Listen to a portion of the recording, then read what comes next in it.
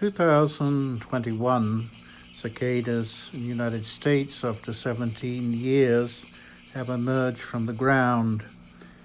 There are around 2,000 species of cicadas around the world.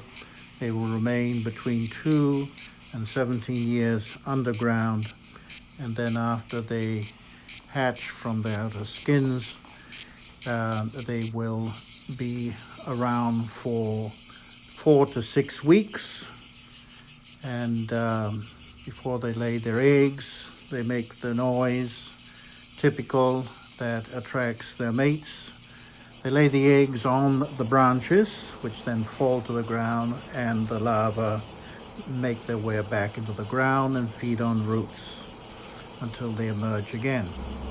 These species in Loiusville are small compared to others, and you will notice that when they come out of their let's say, original skin, they will pump up their wings,